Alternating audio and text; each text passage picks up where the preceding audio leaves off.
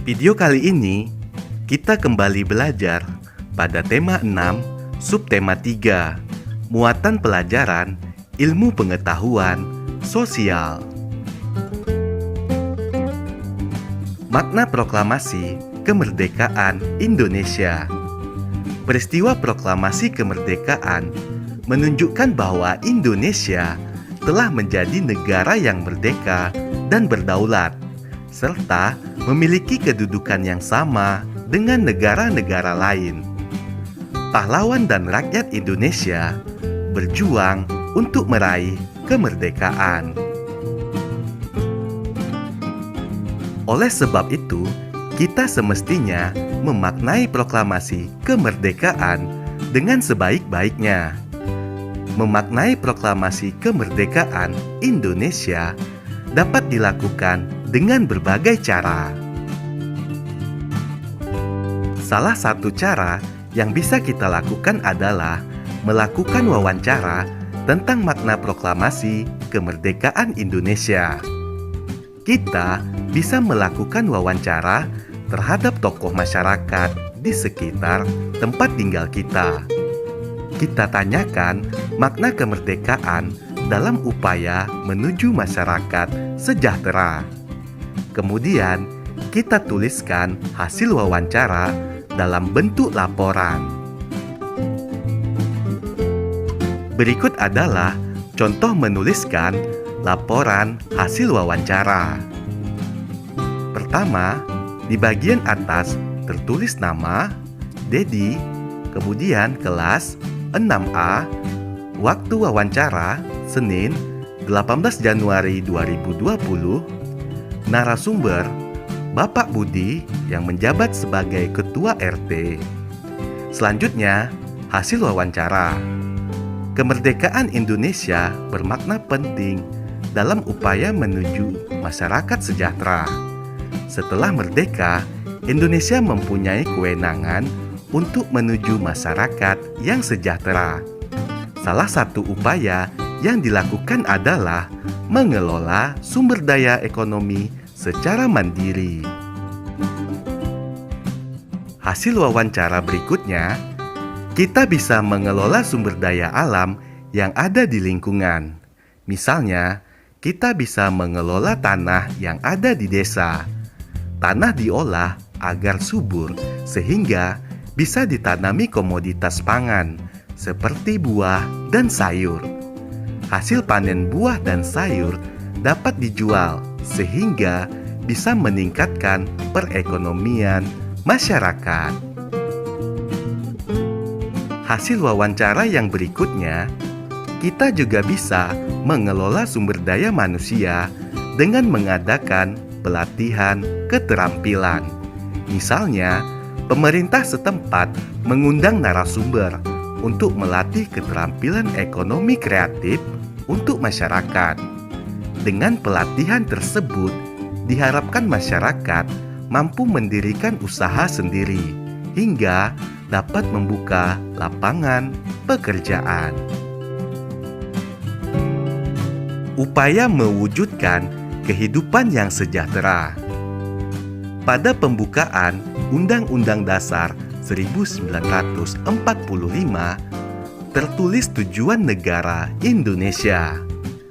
Salah satu tujuannya adalah memajukan kesejahteraan umum. Kesejahteraan umum dapat tercapai dengan pembangunan nasional. Pembangunan nasional merupakan upaya pemerintah yang dilakukan secara terus-menerus untuk mencapai kehidupan bangsa yang sejahtera. Pembangunan nasional merupakan tanggung jawab pemerintah. Akan tetapi, rakyat Indonesia harus mendukung pembangunan tersebut. Dukungan tersebut dapat berupa persatuan antar masyarakat. Persatuan yang saling menghargai akan menciptakan kerukunan, sehingga pembangunan dapat berjalan dengan baik. Tujuan negara Indonesia adalah memajukan kesejahteraan umum. Tujuan tersebut dapat dicapai melalui pembangunan, antara lain meningkatkan pendapatan warga masyarakat. Kemudian, penyediaan sarana pendidikan dan kesehatan yang memadai. Ketiga, pemberian beasiswa pendidikan kepada pelajar Indonesia. Keempat, pembangunan jalan. 5. Pelatihan kerja kepada pelajar yang putus sekolah. Dan yang keenam, melestarikan budaya Indonesia. Membayar pajak dapat mendukung pembangunan bangsa. Pajak merupakan modal pemerintah untuk melaksanakan pembangunan nasional. Pembangunan dapat berjalan lancar jika warga taat membayar pajak. Penyediaan sarana untuk menyeberang di jalan raya akan bermanfaat memudahkan aktivitas masyarakat. Pembangunan jalan dan fasilitas di jalan raya bertujuan untuk mendukung pembangunan nasional. Membuat clipping tentang upaya menuju masyarakat sejahtera. Kita sudah mengetahui bentuk partisipasi dalam upaya menuju masyarakat yang sejahtera. Sekarang, kita akan membuat clipping tentang upaya menuju masyarakat yang sejahtera. Kita bisa membuatnya seperti contoh berikut. Berikut adalah contoh artikel yang diambil dari koran yang bisa dijadikan bahan clipping. Di video kali ini, kita kembali belajar pada tema 6, subtema 3, muatan pelajaran PPKN. Tanggung jawab sebagai warga negara. Setiap orang memiliki tanggung jawab yang berbeda-beda. Tanggung jawab dilakukan dengan sepenuh hati. Tanggung jawab memiliki kaitan yang erat dengan hak dan kewajiban. Sebagai warga negara Indonesia yang sadar terhadap hak dan kewajiban dengan penuh tanggung jawab, salah satu sikap yang harus dikembangkan yaitu cinta tanah air dan bangsa. Sikap ini dapat ditunjukkan dengan menggunakan produk-produk dalam negeri, saling menghargai untuk memperkokoh persatuan dan kesatuan, dan menjaga nama baik bangsa dan negara. Contoh sikap tanggung jawab sebagai warga negara. Yang pertama, belajar dengan baik agar kelak menjadi penerus bangsa. Kedua, selalu membela nama baik negara sendiri. Ketiga, mengabdi kepada negara dengan penuh rasa ikhlas. 4. Menaati aturan yang berlaku. Dan yang kelima, menjaga persatuan dan kesatuan.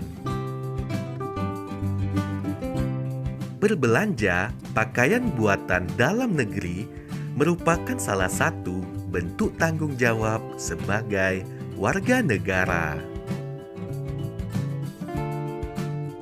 Manfaat melaksanakan tanggung jawab dalam kehidupan sehari-hari. Setiap orang harus memiliki rasa tanggung jawab. Dalam Undang-Undang Dasar 1945 dijelaskan berbagai bentuk hak dan kewajiban warga negara. Sebagai warga negara yang baik, kita harus melaksanakan hak dan kewajiban dengan penuh tanggung jawab. Contoh manfaat melaksanakan tanggung jawab dalam kehidupan sehari-hari. Yang pertama, tanggung jawab mengikuti upacara bendera di sekolah. Manfaatnya akan meningkatkan rasa cinta tanah air. Yang kedua, tanggung jawab mengamalkan Pancasila dalam kehidupan sehari-hari.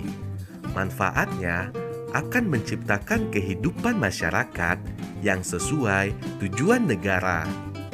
Yang ketiga, tanggung jawab berteman dengan semua orang. Manfaatnya menjalin rasa kesatuan dan persatuan. Keempat, belajar rajin dan mengembangkan diri. Manfaatnya mempercepat terciptanya kesejahteraan masyarakat. Yang kelima, membuang sampah di tempatnya. Manfaatnya, kebersihan lingkungan akan tetap terjaga.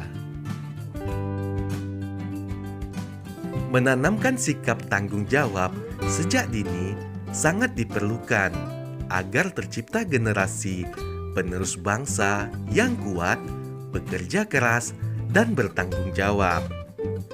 Jika setiap orang melaksanakan tanggung jawabnya dengan baik, akan terbentuk karakter bangsa yang kuat, serta masyarakat yang damai dan sejahtera.